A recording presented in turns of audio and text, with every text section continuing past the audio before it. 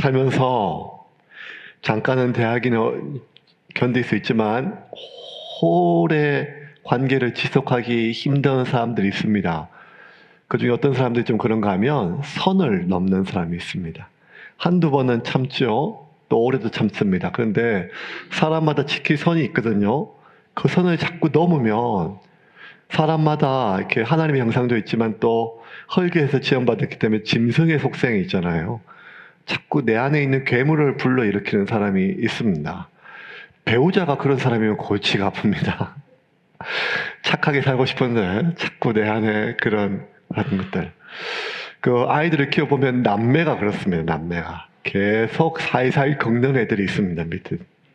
그러면 꼭 피를 봐야 끝이 나는 그런 집안의 싸움들이 있습니다. 이 선을 넘는 사람들 만나면 더 이상 참기가 어렵지요. 그런데 오늘 본문 중에 선을 넘는 분이 한 분 계신데 그게 누군가 하면 자꾸 예수님입니다. 예수님이 자꾸 선을 넘으세요. 유대인들은 안식일을 되게 중요하게 여기거든요. 그래서 안식일을 하나님께서 안식일을 거룩히 지키라 한 말씀 하셨는데 자기들끼리 더 안식일을 거룩하게 지키기 위해서 안식일에 범하면 안 되는 구정들 39가지나 만들었어요. 그중에 마지막 게 우리 지난주 살펴본 것처럼 안식일에 물건을 옮기면 안 됩니다.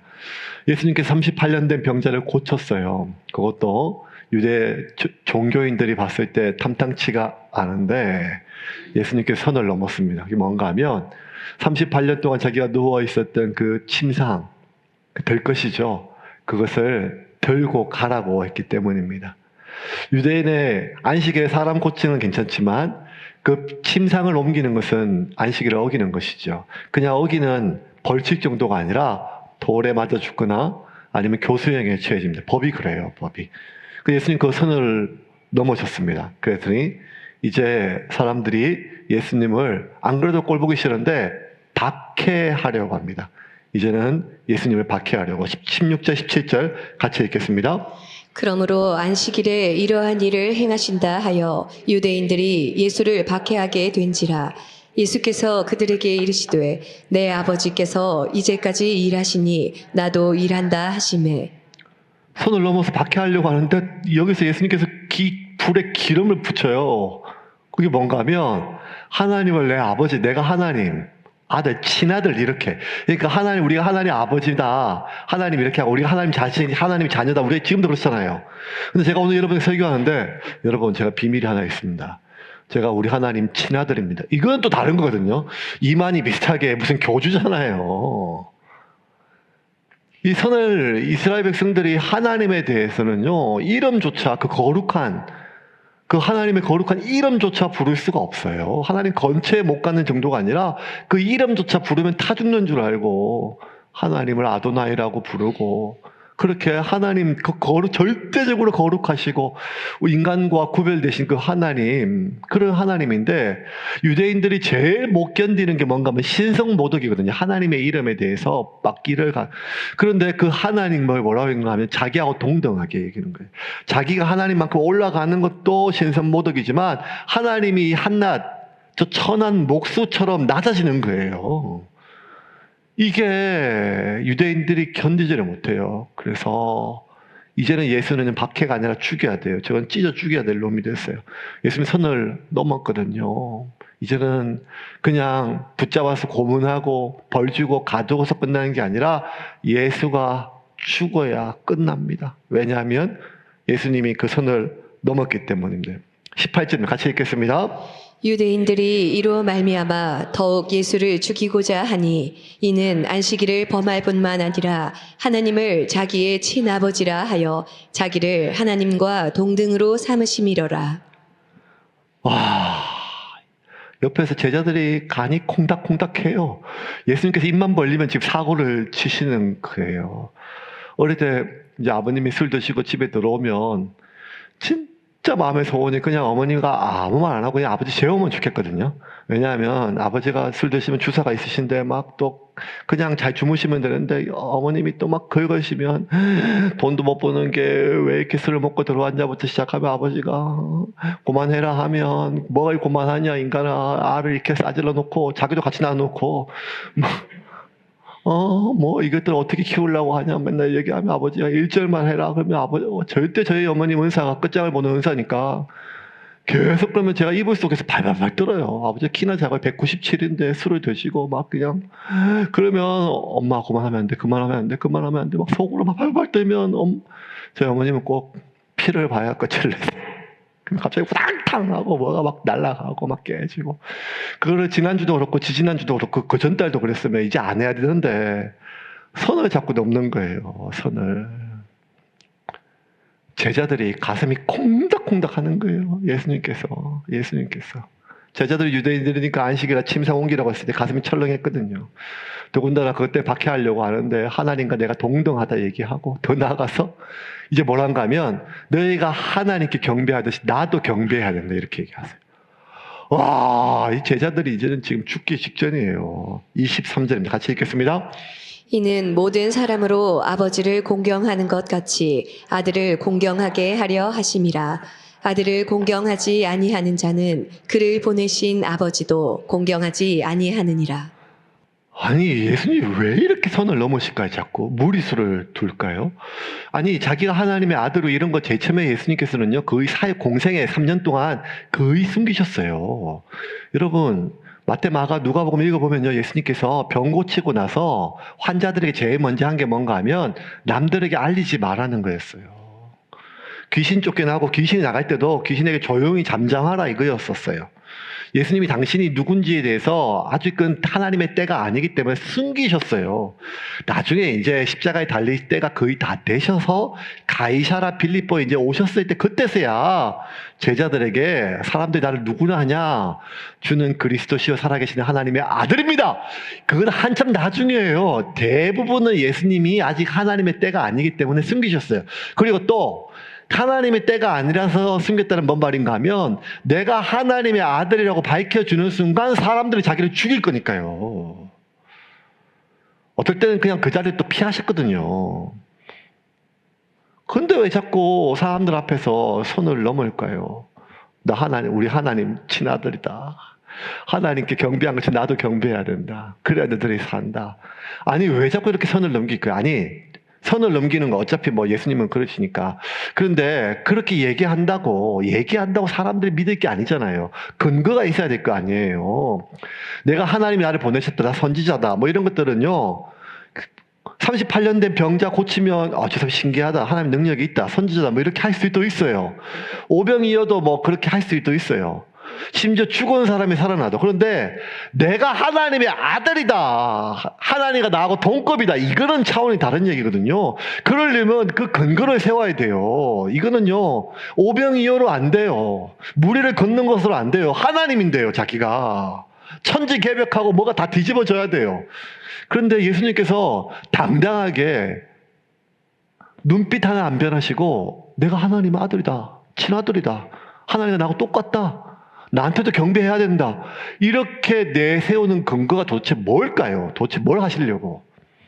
근데요, 예수님께서 이렇게 자기를 무리수를 두시면서 자기가 하나님의 아들이고 하나님이라고 얘기하시는 그 근거를요, 죽은 사람이 살아난 게 아니고 뭐란가 하면 그냥 내 안에 생명이 있다고 이런 엄한 말씀을 하세요. 26절입니다. 같이 읽겠습니다.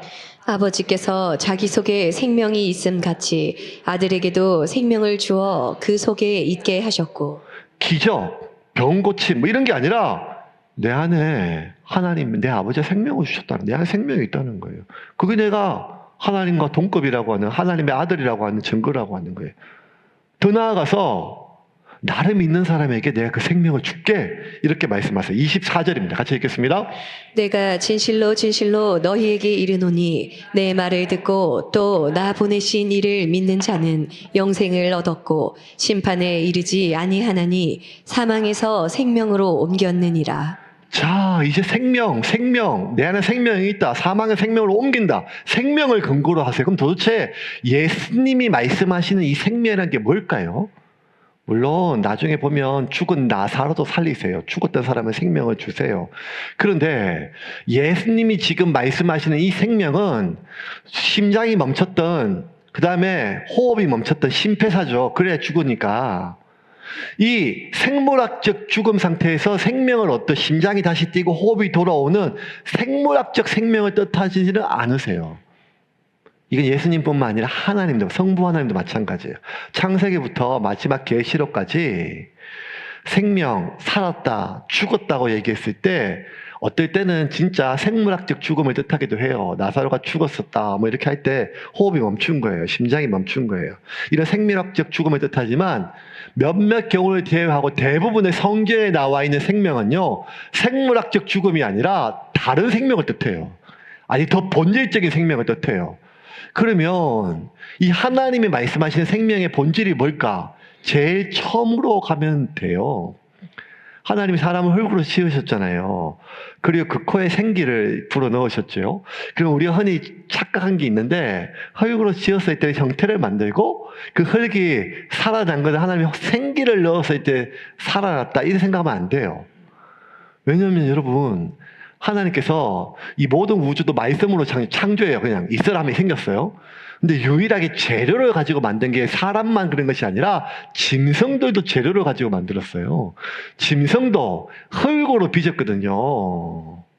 창세기 2장 7절 말씀 같이 읽겠습니다. 19절 말씀 같이 읽겠습니다. 여호와 하나님이 흙으로 각종 들짐승과 공중의 각종 새를 지으시고 아담이 무엇이라고 부르나 보시려고 그것들을 그에게로 이끌어 가시니 아담이 각 생물을 부르는 것이 곧 그 이름이 되었더라. 하나님께서 이런 무기물, 자연계를 만드셨어요. 돌도 많고 흙도 무기물이에요. 생명 없는 것들이에요. 이거 만들었어요. 그런데 그 흙으로 재료 삼아가지고 다시 띄워줄까? 방금 읽었던 거? 여호와 하나님이 흙으로 각종 들짐승들과 공중의 새를 지으셨어요. 이 지으셨다는 말 자체가 뭔가 하면 흙으로 지으시는 순간 생물학적인 생명이 들어와요. 심장이 뛰고 호흡을 해요. 그냥 물질로 만드셨거든요. 흙이라고 하는 물질로.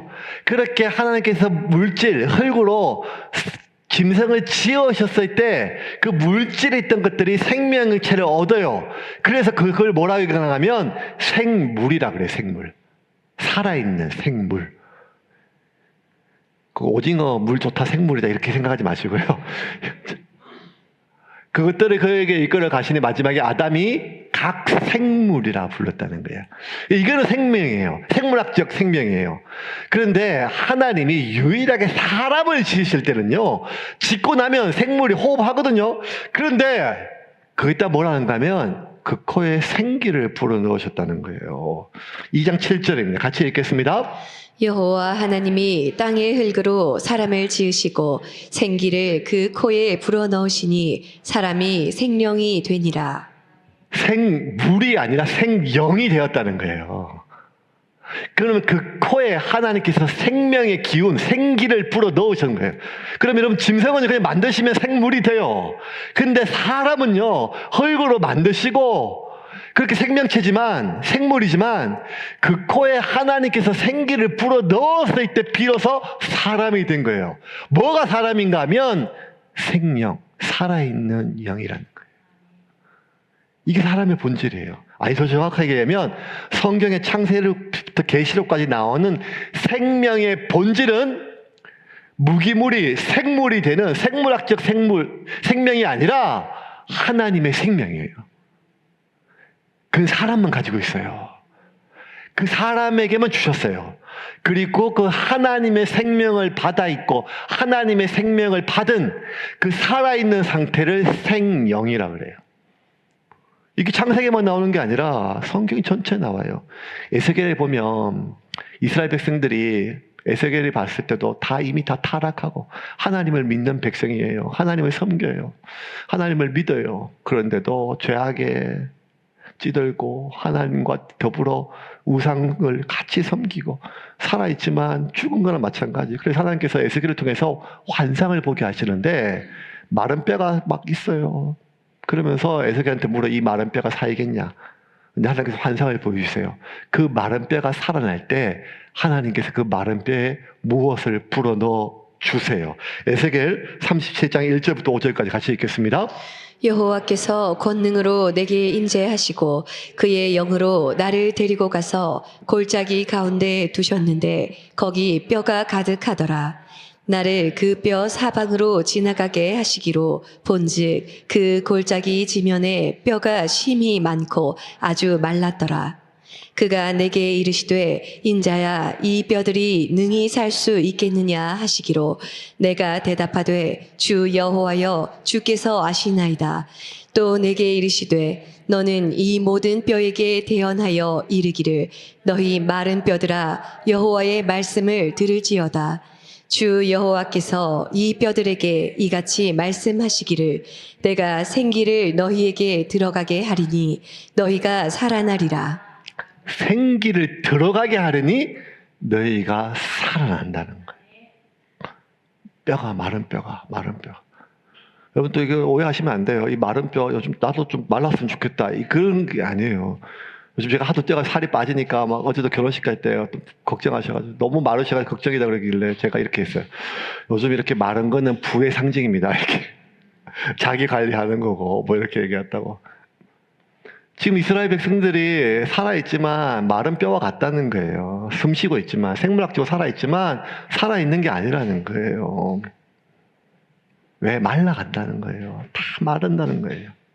근데 그 말라가는 그 삶에 하나님께서 생명을 주셨는데 그게 뭔가 하면 생기라는 거예요. 한 10장 정도 더 읽으면 에스겔 47장에 성전에서 물이 나와요. 우리가 성경 읽는 분도 아시잖아요. 발목을 적시고 무릎을 적시고 허리를 적셔서 시내를 이루고 강을 이뤄요. 근데 그 물이요 가는 데마다 죽었던 게 살아나요. 죽었던 나무가 살아나고 죽었던 사막이 살아나고 심지어 썩어가는 바다가 살아나요. 에스겔 47장 8절 9절 같이 읽겠습니다.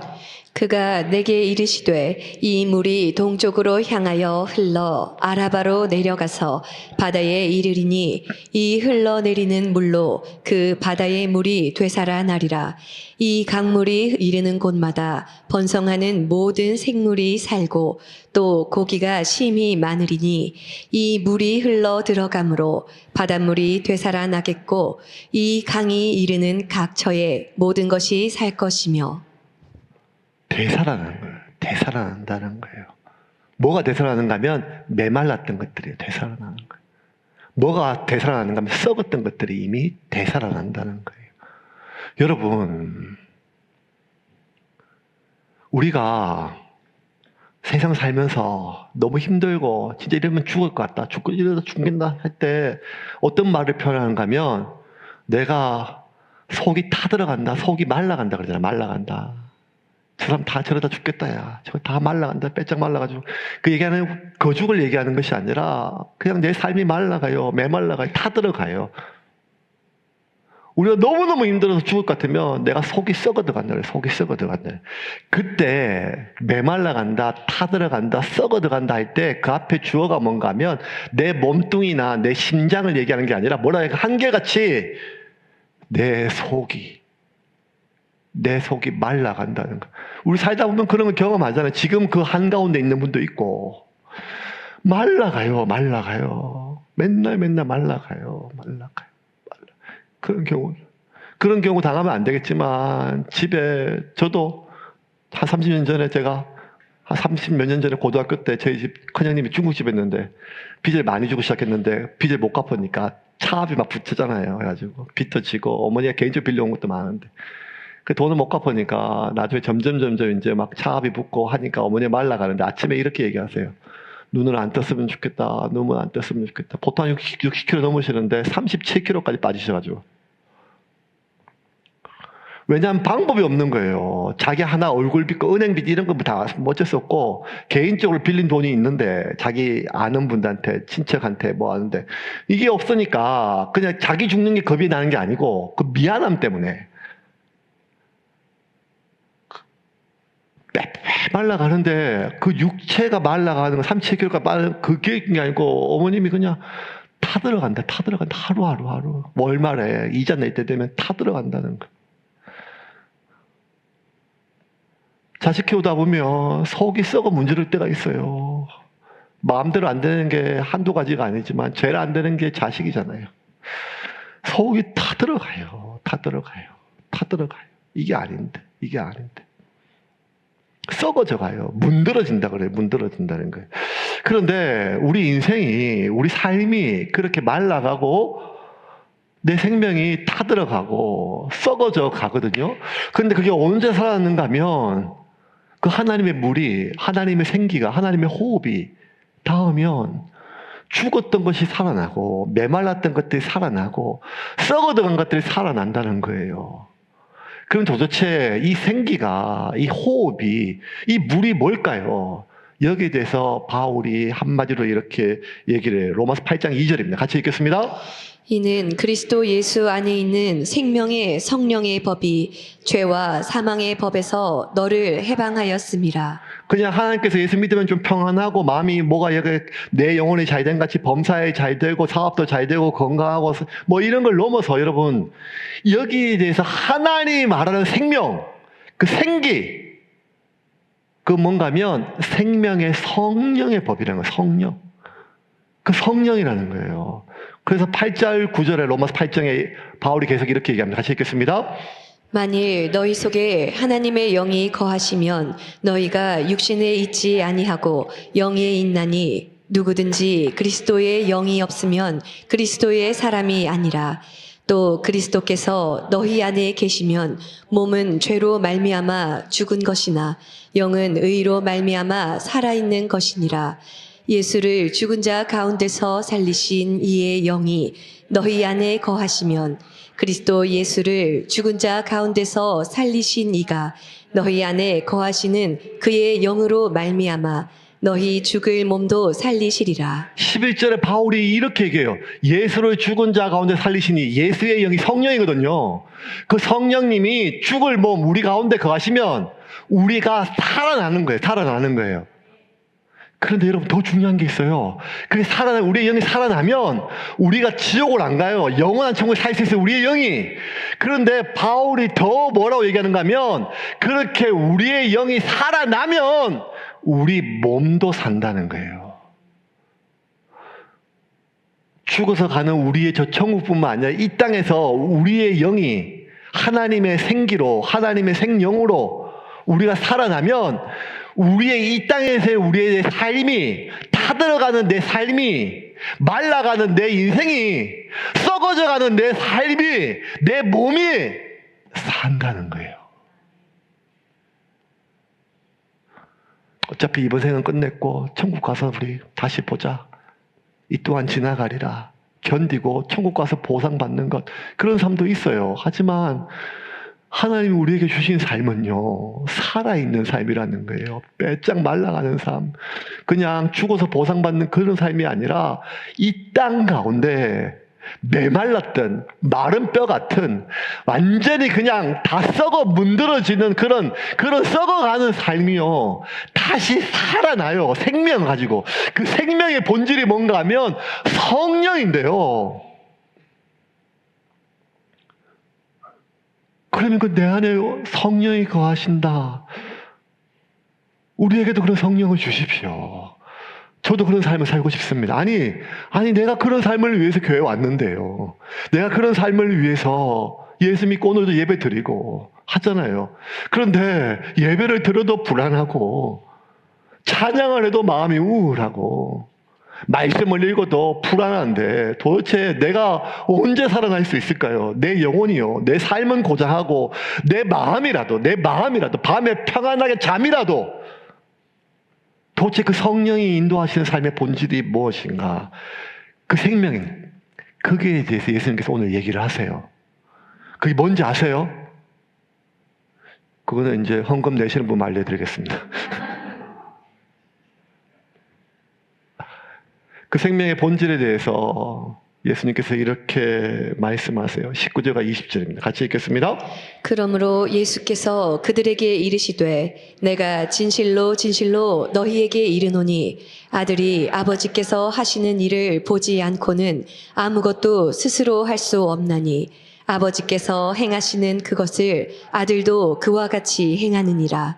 아버지께서 아들을 사랑하사 자기가 행하시는 것을 다 아들에게 보이시고 또 그보다 더 큰 일을 보이사 너희로 놀랍게 여기게 하시리라. 그 성령께서 함께 하신 성령의 능력의 삶이란 것이 20절이에요. 뭔 말인가 하면 아버지께서 아들을 사랑하사 자기가 행하시는 것을 다 아들에게 보이시고 또 그보다 더 큰 일을 행하시리니. 그러니까 성령이 거하시고 성령 안에서 성령 충만한 삶을 살면 하나님이 행하시는 일, 하나님이 행하시는 일보다 더 큰 일을 우리가 행한다는 거예요. 병을 고치고 오병이어를 만들고 귀신을 쫓아내고 내 삶을 자유롭게 한다는 거예요. 그런데 여러분, 여기서 그 성령, 살아있는 성령의 삶의 본질은 하나님이 행하시는 이 성령의, 하나님 행하시는 일을 우리가 행하는 이 기적을 뜻하는 게 본질이 아니에요. 이거 뭔가 하면 다 성령의 열매라는 거예요. 성령이 함께 하시는 삶의 본질은, 그 생명의 삶의 본질은 계속 띄워줄까요? 방금 구절? 19절이에요. 그게 뭔가 예수께서 그들에게 이르실 때 내가 진실로 너희에게 이르노니 아들이 아버지께서 하시는 일을 보지 않고서는 아무것도 스스로 할 수 없다는 거예요. 그러니까 성령의 삶, 생명의 삶의 본질은요, 병을 고치고 치료하고 회복되고 문제가 해결되고 평안이 있고, 이거는요 성령의 역사가 아니란 게 아니에요. 그거는 성령의 열매예요. 하나님 내게 평안을 주십시오. 성령이 이 시간 오셔서 예배 가운데 내가 은혜 받게 해주십시오. 성령님 내게 평안을 주세요. 여러분, 그 피락은요, 기쁨은 성령의 열매예요. 성령의 본질이 아니라. 그 문제 해결은요, 능력 있는 삶은요, 해결되는 삶은요, 기쁨의 삶, 이기는 삶, 승리하는 삶. 하나님 내 안에 좀 내가 분노가 사라지고 내가 좀 마음이 사람들에게 자비롭게 해주세요. 양선과 자비는요, 하나님 제발 좀 내가 돈도 안 들고 남들에게 좀 베푸는 삶을 살게 해주세요. 그런 것들은요 성령의 본질이 아니라 성령의 열매라는 거예요. 성령의 열매. 기쁨은요, 평안은요, 열매는 우리가 맺을 수가 없어요. 왜냐하면 우리는 가지니까요. 가지가 할 수 있는 것은 줄기에 붙어 있죠. 가지가 열매를 맺는 게 아니거든요. 가지가 할 수 있는 것은 나무에 붙어 있는 것밖에 없어요. 나무에 붙어 있으면 그 열매는 저절로 맺나니. 그래서 그 성령의 삶은요, 그 생명의 본질은 그 수많은 내가 먹고 싶고 맺고 싶은 열매가 아니라 가지에 붙어 있는 거예요. 그것에 대해서 예수님 뭐라고 하면 나는 아무것도 스스로 할 수 없나니라. 더 나아가 30절 이렇게 말씀하십니다. 같이 읽겠습니다. 내가 아무것도 스스로 할 수 없노라. 듣는 대로 심판하노니 나는 나의 뜻대로 하려 하지 않고 나를 보내신 이의 뜻대로 하려 함으로 내 심판은 의로우니라. 아무것도 할 수 없다는 거예요. 근데 여러분, 예수님이요 아무것도 할 수 없는 분이 아니에요, 스스로. 왜냐하면 예수님 창조주시잖아요. 사도 요한이 이 요한복음 처음을 쓰면서 뭐라고 하면 태초에 말씀이 계시니라. 그 말씀이 하나님과 함께 계셨고 그 말씀이 곧 하나님이시라. 만물이 그로 말미암았고 모든 만물이 예수님으로 말미암아 지음받았고 예수님을 통하지 않고 지음받지 않은 것이 하나도 없다는 거예요. 예수님은 창조주세요. 모든 것들을 예수님을 통하여 예수님이 직접 창조하셨어요. 이 모든 우주를, 세상을. 그래서 누구보다 예수님께서 이 우주의 신비에 대해서, 움직이는 것에 대해서 모든 걸 예수님이 직접 만드시고 창조주니까 예수님 다 하세요. 다 할 수 있어요. 다 하시고 다 할 수 있는 그 예수님께서 뭐라고 하는가 하면 나는 아무것도 스스로 할 수 없음을 결정하신 거예요. 왜? 그게 생명 있는 삶의 본질이라는 거예요. 내 살아왔던 판단으로, 내 안에 내재되어 있는 은사로, 내 능력으로 내가 해나가고 살아가는 게 아니라 매 순간순간마다 하나님부터 공급받아 결정하겠다는 거예요. 공급받아서요.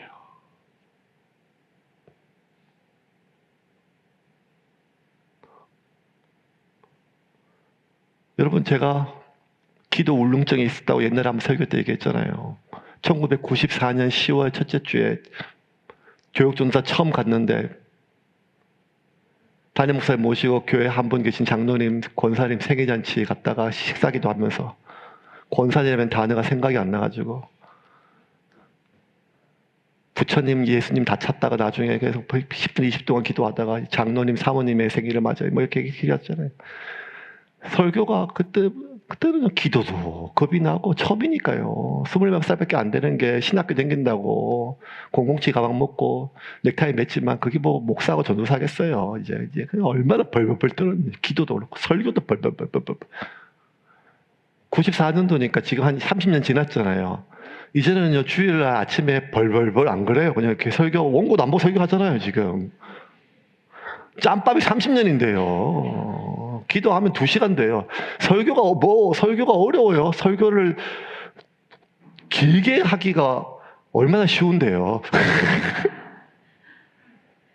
짬밥이 있으니까요. 인생이 그래요. 뭐든지 해보면요. 이제는 다 알겠어요.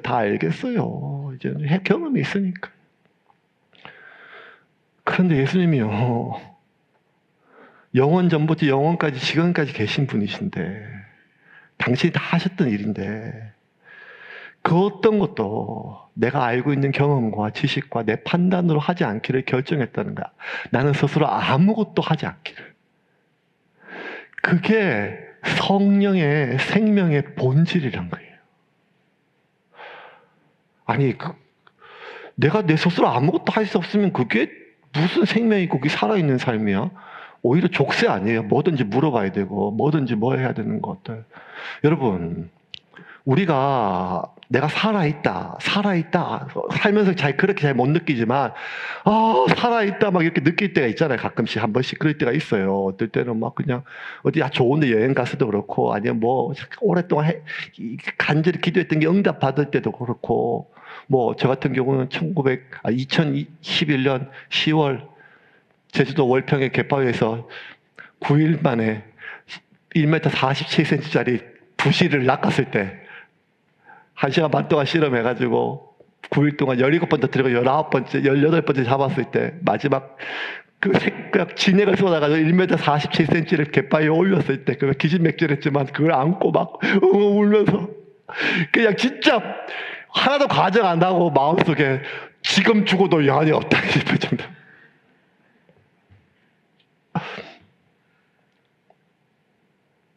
인생에 뭐 그런 순간들이 있죠. 아주 크게 강렬한 것도 있고 아니면 소소하게 저 요새 맨날 뛰니까 저녁에 한 10km 뛰고 오면 오늘 이 더운데 막 뛸 때 헥헥거리지만 다 뛰고 그냥 오면 마음이 좀 가볍고 오늘도 뛰었다 어제보다 가볍다 뭐 이렇게 되면 그때 좀 살아있다고 느껴져요. 저녁에 내가 살아있다고 느껴질 때 참 이제 좀 사는 것 같다 할 때 내가 살아있다 내가 이제 좀 사는 것 같다 라고 느끼는 것의 본질이 뭔가 하면 자유예요. 자유. 인간이 자기 시간을 자기 마음대로 결정할 수 있다는 게 얼마나 큰데요. 자유예요. 자유. 왜 애들이요 지금 오히려 뭐 부모 집에 있으려 하지만 자꾸 막 집에 나가서 방을 하나 얻으려고 하는가 하면 잔소리 안 듣고 자기가 일어나고 싶을 때 일어나고 자고 싶을 때 자고 먹고 싶을 때 먹을 수 있는 자유 때문에 그렇지 않아요. 왜 로또만 되면 왜 한결같이 직장을 그만두려고 해요? 인생이란 게요, 뭐가 내가 살아있다고 하면 내가 4시간, 내가 9 to 6, 아침 9시부터 6시까지 내 인생을 저당 잡히고, 그렇게 내가 한 달의 삶을 생존을 위해서 내 인생을 저당 잡히고 살잖아요. 내 시간을요. 그래서 사람들이 자꾸 경제적 자유 말이 좋지 부자 되고 싶단 말이거든요. 그런데 왜 부자라고 얘기 안 하고 경제적 자유라고 하는가 하면 20년 전만 30년 전만 해도 연예인이요 TV에 나와서 광고했어요. 여러분 부자 되세요. 뭐 카드 선전하면서. 근데 이제는 그렇게 얘기 안 하고 경제적 자유라 그래요. 왜냐하면 내가 원하는 것은 돈을 때리 박아가지고 원하는 대로 펑펑펑 쓰고 먹고 싶은 거 다 먹고 하고 싶은 거 다 하게 아니라 내가 내 시간을 내 마음대로 쓰겠다는 거예요. 월급 주는 직장에 매이지 않고 하기 싫은 일을 만나고 싶지 않은 사람들을 만나면서 하루 종일 내 인생을 낭비하고 싶지 않다는 거예요. 그래서 내가 내 인생 살고 싶다는 거예요. 그게 뭔가 하면 그렇기 위해서 경제적 자유가 필요하다는 거죠. 왜? 내 시간을 내가 내 마음 가는 대로 내 의지대로 내 인생을 내 의지대로 내 마음대로 누군가한테 매이지 않고 그러면 여러분, 그 내가 살아있다고 느끼고, 내가 정말 내가 사는 것처럼, 내가 내 인생을 사는 것처럼 여기는 것의 핵심이 뭔가 하면 자유거든요, 자유. 그런데 오늘 예수님은 뭔가 하면 이 생명의 본질이 뭔가 하면 살아있는 삶, 그게 뭔가 하면 구속받는 것처럼 얘기하세요. 내 스스로는 아무것도 할 수 없다.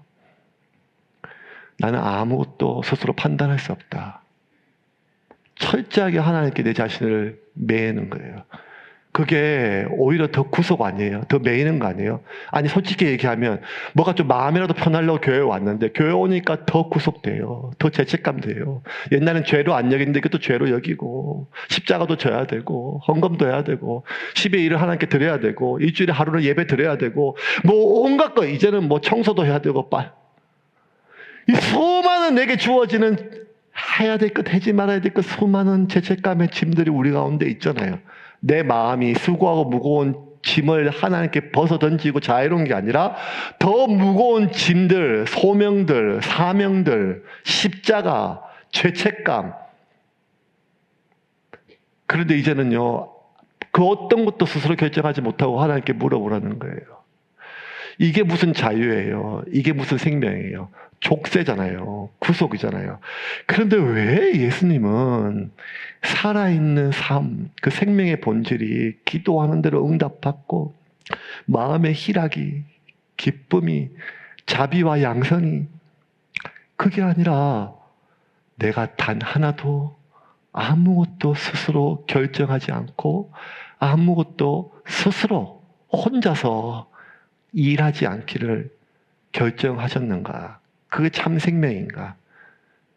그래야 나는 필요할 때 하나님의 도움을 구하는 사람이 아니라 필요할 때 하나님을 찾는 것이 아니라 웬만하면 이제 주일 설교 정도는 그냥 내 짬밥으로 하고 어디 큰데 집회 가서는 맨날 그냥 하나님 은혜를 달라고 기도하고 하나님 큰 집회니까 뭐 이런 게 아니고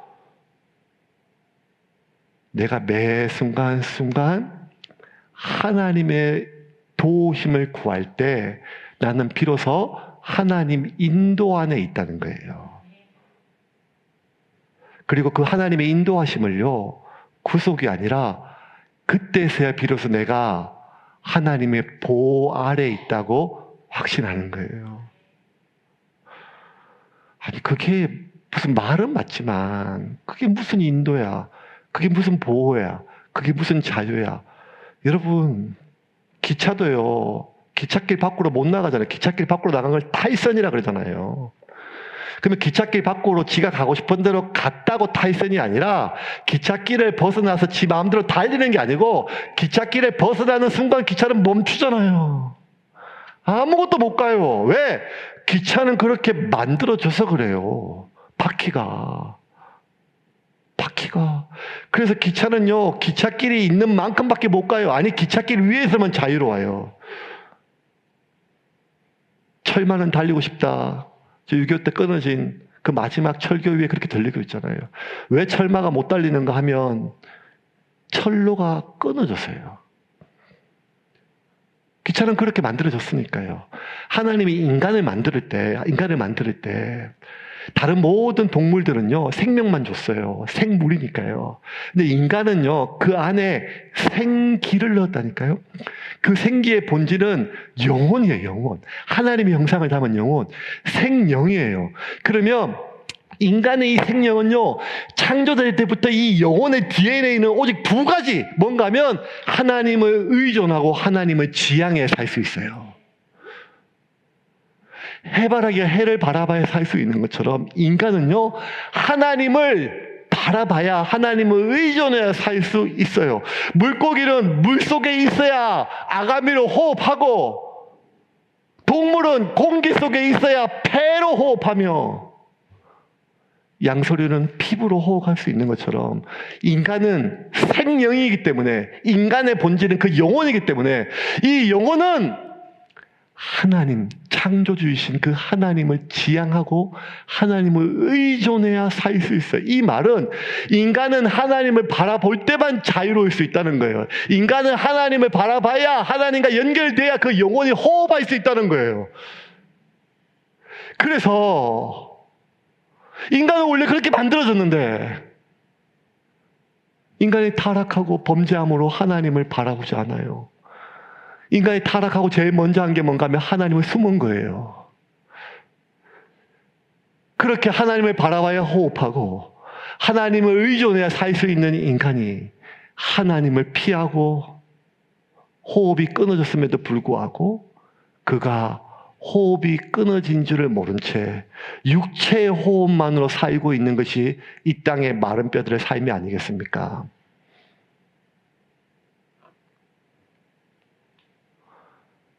여러분, 우리가 하나님의 인도하심을 받는다는 말은 전적으로 내가 무능력함을 인정하기 전까지는 안 된다니까요. 우리가 언제 하나님께 간절히 하나님의 은혜를 구해요? 여러분 기억해 보세요. 벽에 막혔을 때예요. 힘에 부쳤을 때예요. 속이 까맣게 타들어갈 때예요. 그때가 언젠가 하면 내가 내 힘으로, 내가 내 인생 경험으로, 내 능력으로, 내 안에 있는 은사로, 내 의지로, 짬밥으로 그렇게 살 때 살만하면 웬만하면 그렇게 살아져요, 우리가. 그런데 이제는 내 힘으로 안 돼요, 이거는요. 이 문제는요.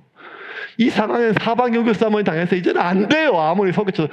그때서야 어떻게 하는가 하면 주님 손 들고 나오잖아요. 이거는 간간히 숨쉬는 삶이지 살아있는 삶이 아니라는 거예요.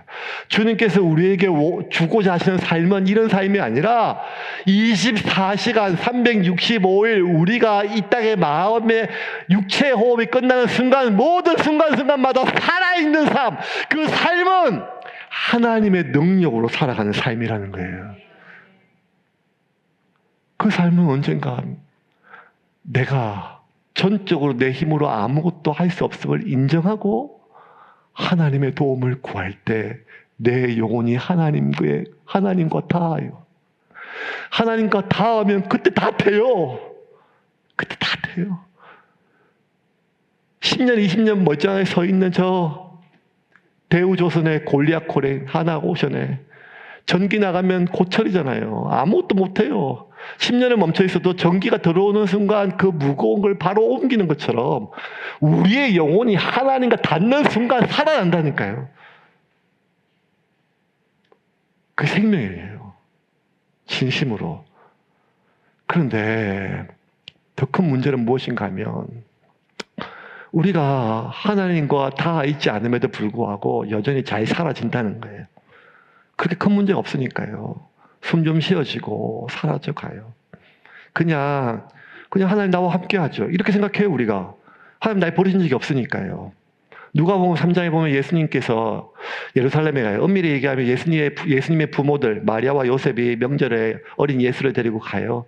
갔다가 명절에 볼 일이 끝나고 유월절 끝나고 다시 내려가거든요. 갈릴리로. 가는데 애가 없어요. 그래서 예수 어디 갔냐고 사람들한테 물어보니까 벌써 오늘부터 안 보이는 게 어제부터 안 보이는 거예요. 그래서 그 길을 다시 되돌아가가지고 예루살렘에 있는 예수님을 찾았잖아요. 그거 얼마나 기가 막혀요, 여러분. 아니 우리가 자식 키워봐서 알지만 자식 잃어버리면요 눈이 뒤집혀요. 어린 자식 한 10살 정도. 그것도 동네가 아니라 어디 타지 나가서 1시간 30분 2시간 지나면요 파랗게 죽어요. 그걸 어떻게 할 수 있어요? 그런데 어떻게 하루나 이틀 동안 예수 부모가 예수 없음을 왜 자식 없음을 왜 몰랐을까요? 두 가지 이유 때문에요. 그거 늘 다니던 길이에요. 익숙한 길이라서요. 새로운 길이 아니고. 예루살렘에서 갈릴리 가려면 사마리아를 거치면 안 되기 때문에 돌아가는 그 길밖에 하나밖에 없어요. 작년에도 이 길을 갔고 재작년에도 이 길을 갔으니까 원래 가던 길이에요. 두 번째는요. 사람들이 그렇게 바글바글해 동네 사람들이. 아무리 가던 길이라도 자기가 아는 사람들이 없으면 우리만 가면 뭐가 좀 걱정이 될 건데 사람들이 당연히 있으니까 지금 내 눈앞에 없으면 뒷집 또리 아저씨하고 있겠지. 앞에 있는 손이네하고 같이 가겠지. 뭐 이렇게 생각하는 거죠. 그냥 그 길이 익숙한 길이고 원래 그 길밖에 없고 가야 되는 길이고 많은 사람들이 그곳에 있으면 안심이 된다니까요. 언제? 내 삶에 가장 소중한 자식이 없어도 자식을 잃어버려도. 근데 여러분 아무리 평안이 있어도요 아무리 가던 길이라도 예수 없으면 말짱 황이잖아요. 오늘날 우리가 지금 내가 예수님의 인도함을 받느냐, 예수의 영이신 성령님의 인도함을 받고 있느냐, 내가 오늘 하루도 그냥 예배 때 하나님 내게 은혜를 주시고 마음의 평화 이게 아니라 내 순간순간마다 결정마다 내가 하나님의 인도함을 받고 있느냐, 자신하지 못함에도 불구하고 그냥 예수님은, 성령님은 예배 때 찬양 가운데 내가 아는 찬양, 설교 가운데 내가 은혜로운 설교, 공감되는 설교, 그 가운데 오늘 무언가 뭉클하고, 이것도 귀한 거지. 이것도 성령의 은혜가 맞아요. 하지만 하나님이 우리에게 말씀하시는 것은 살아있는 삶이란 것은 그것을 뛰어넘는다는 거예요. 그냥 남들이 가는 길에 내가 서 있으니까 내가 그냥 내 길에 예수가 있는 줄 알아요. 대한민국에 6만 개의 교회가 있고 수백만 명이 지금 이 시간 예배를 드리니까 여기서 같이 예배 다 드리고 있으니까 내가 드리는 이 예배에, 이 삶에 예수가 있는 줄 알아요. 왜냐하면 오늘 평안하니까요. 기쁨이 있으니까 이 정도면 괜찮아요. 내가 자족하니까요. 그런데 여러분, 내가 아무리 평안한 거하고 예수가 내 삶에 같이 있는 거하고는 별개의 문제일 수 있다는 거예요. 예수 부모도 예수 없는데 평안했으니까요. 결국 생명의 본질은 예수가, 그 예수의 영이, 성령이 내 안에 있고요.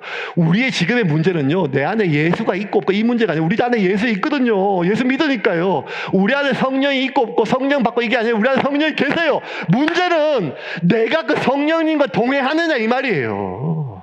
날마다 그분께 묻고 그분의 음성을 듣고 있는지, 내가 지금 성령의 인도 안에 있는지, 성령의 보호 아래 있는지, 그게 오늘 가장 중요한 질문 아니겠어요? 이제 말씀을 정리하겠습니다. 오늘 맥주 감사주일입니다. 점심때 맛있는 부침개가 나옵니다. 이 즐겁고 기쁜 날 왜 이렇게 목사는 화가 나가지고 이렇게 소리를 지르고 난리를 칠까요? 왜 그럴까요? 맥주 감사주일. 우리 교인들 한 200명 넘는데, 장년들, 그 중에 지금 보리 농사 짓는 사람 한 명도 없는데 맥주 감사주일을 왜 지을까요? 아무것도. 지난 6개월 동안 하나님이 지켜주신 은혜를 기억하자는 거예요. 2025년이 낯설었는데 벌써 익숙해져요. 아니, 여전히 2025년 낯섰는데 벌써 반이 지났어요. 올해 맨날 불경기라 그러는데 더 불경기예요. 더 기가 막힌 건 앞으로 더 불경기래요. 올해까지는 지금은 그럭저럭 사는데 앞으로 어떻게 살아야 될지 모르겠어요. 늘 답답하고 깜깜해요. 하나님의 인도하심을 내가 안 믿는 게 아니라 내가 지금 하나님의 보호 안에 있는가? 왜 확신하지 못하는가 하면 내가 구하는 대로, 내가 원하는 대로 되지 않기 때문이에요. 내가 살려면 내가 필요한 게 있거든요, 지금. 내가 앞으로도 살려면 내게 정말 간절한 게 있어요. 그래서 애쓰고 수고하고 기도도 해요. 근데 그거 깜깜무소식이에요. 그래서 내가 지금 하나님의 보호 안에 있는지 잘 모르겠어요. 그런 우리에게 하나님이 이렇게 말씀하세요. 지난 6개월을 되돌아보라는 거예요.